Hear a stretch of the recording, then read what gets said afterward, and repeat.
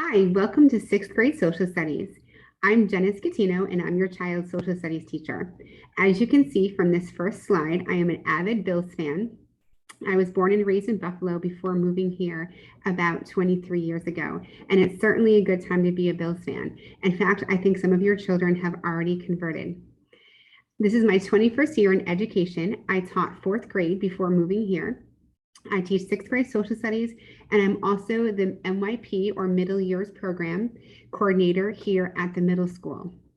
I certainly embed those concepts into my classroom, and you'll be hearing more about that just in a moment. I live in Brookfield with my family.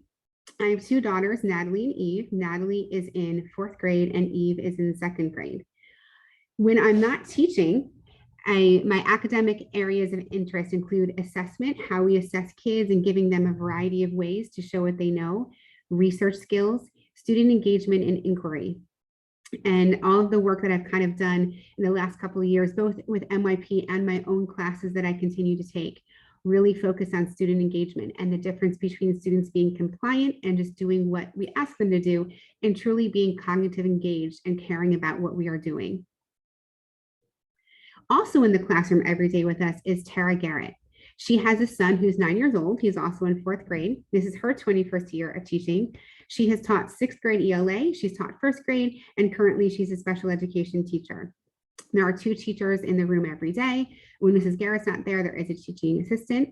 And we believe that kids have access to two adults, and the curriculum is at the same pace, at the same rigor, and access to same materials for everybody. We differentiate for all students to figure out what they need at the moment. Our philosophy of education includes, and kind of what this is the whole movement of middle years program and what we're trying to embed in everybody. Less teacher directed lessons. So it's not just me standing up there talking to students, it's talking with them. Teacher facilitated lessons where students are engaged. There are times where direct teaching is completely appropriate and necessary, but it's finding that balance of teaching styles and allowing students to really have control over what they're learning or what they need. And again, student engagement. Education in general is moving away from just rote memorization of facts and really applying that knowledge and tapping into those higher level thinking skills. For instance, when we learn about ancient Rome and we learn about Julius Caesar and Augustus Caesar, they have to learn the content. But one of the things I might assess them on is to create a campaign poster for either one of the leaders. Who do they think was the best leader? They wouldn't be able to do that if they didn't know the knowledge. But the assessment would be the campaign poster instead of a traditional test. I might give a quiz as a little formative check-in along the way, but their final project would be the campaign poster. And all the facts and all the information would be on there. But if they didn't have a good idea of what the two leaders stood for, they wouldn't be able to complete that assessment. And it's also infusing their opinion. What do they think? I believe in teaching students how to think and not telling them what to think. We present both sides, often not just both, often there's multiple sides of an issue and access to different types of materials. Some might be articles, some might be websites, some might be something from the news, tapping into Discovery Textbook, and then asking students what they think. There are a variety of formative assessments, which means little check-ins along the way, and then summative comes at the end of a unit.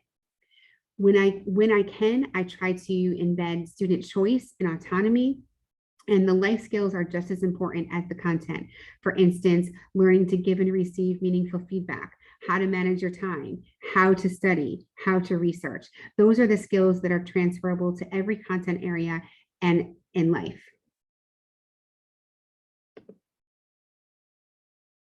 So MYP is the middle years program, which all students are in 6th, 7th, and 8th. And this is the learner profile, which we really try to embed in students. There are 10 attributes that the International Baccalaureate has identified that we try to foster in our students from the time they enter middle school until the time they leave. Each day on the front board, there would be a learner profile that's highlighted. So today we might be working on being a communicator because we're preparing for a debate. And that might be the learner profile for the week that we're really trying to hone in on and help foster as we prepare how to take part in appropriate civil discourse, how to share your opinion, how to disagree with somebody appropriately, how to support yourself with evidence. The topics of sixth grade social studies are global citizenship, which we're in the middle of right now, the Paleolithic and Neolithic era. That's really how civilizations began, the birth of civilization. The River Valley civilizations, which include ancient Fertile Crescent, Egypt, and India. Comparative religions, the 5 major world religions. Classical civilizations, ancient Greece and Rome, the Middle Ages, and content-based essays. Trimester grades are based on assessments, inquiry-based projects, like we're doing right now. Students had to pick one UN Sustainable Development Goal that they were interested in learning about. And there are 17 goals. They got to pick the one that they wanted to study. From there, we narrowed down a focus and they got to pick their narrowed down topic. For instance, one of the goals is life on land, how we can preserve life on land. And I have a student who's very interested in animals. So they were able to pick the ethical treatment of animals as their narrowed down topic. And all students took their goal and their narrowed down focus in the way that they wanted to. Their assessment for this unit will then be to show me their notes, which I will grade separately. And then they're going to create a superhero based on their research.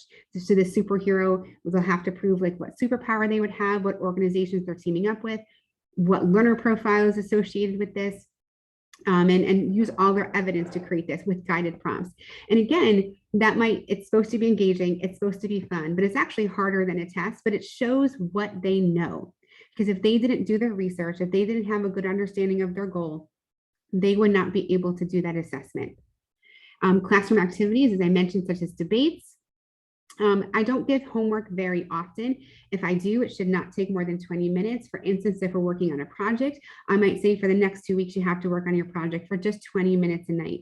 And if it's a night where it's really busy and you're going in different directions and lots of sports, so hold off that night and see where you can maybe do 30 minutes a different time.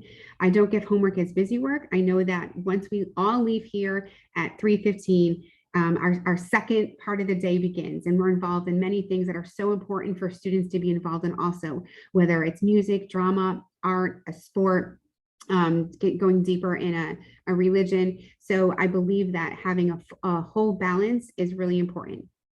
If I am giving homework and you find that it's too much for your child, or there's not enough time, or they're not understanding it, or they don't have the resources to support themselves, or they're not sure how to do that, please encourage them to communicate with me. I can pull them during WIN or recess or in class. And then of course you can follow up with me. And then part of their grade is the learner profile attributes. And that doesn't mean they're being graded on how caring they are. It's how they're communicating their student skills, as far as, are they coming in and doing the do now without being prompted? Are they taking an active role in their learning? Are they being a good group member? Are they doing what they need to do? You might have heard I give out tickets in my room to be really focused on the positive behavior reinforcements. So it's never based on grades. When we see somebody doing something that's really great, for instance, doing the do now without being prompting, helping another student, going out of their way to making a difference, showing that they're really being balanced or principled. Sometimes students have a hard time transitioning into class.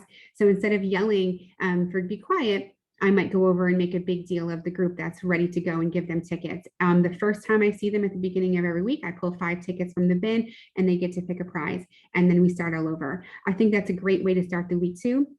It's really fun. It makes Mondays a little more bearable, but it also then it's a nice reset, and it reminds students that as soon as we pick the tickets and we kind of discard of the other tickets, it's a new chance to earn one, and they're having a lot of fun with it, and it's a positive way. And also it's nice for the students to get validated when they get a ticket on their desk. It lets them know that we saw, we noticed, we see what you're doing, and we appreciate you.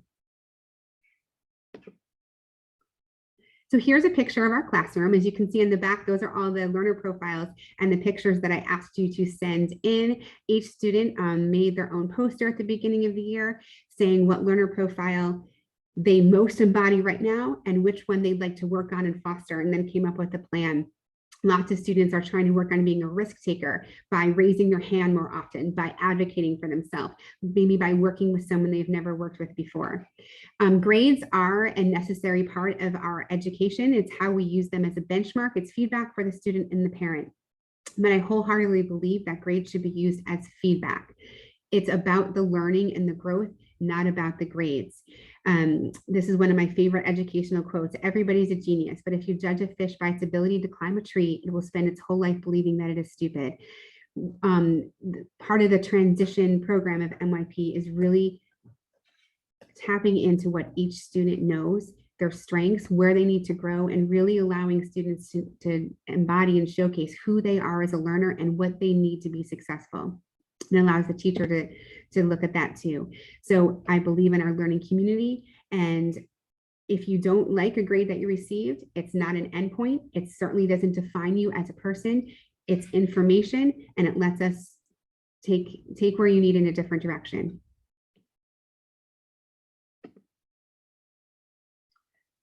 I look forward to a great year working with you and your child. This is a picture from a previous Egypt research project where students got to present their information in a way that they wanted to know. If you need me, please email me at any time. Email is the best way to get a hold of me. And of course, if you feel that sometimes a conversation is better than an email, just let me know that we can set up a phone conversation. But I've been really enjoyed getting to know your children so far, and I know it's going to be a fantastic year. And of course, let's go Bills. Thank you for watching my video.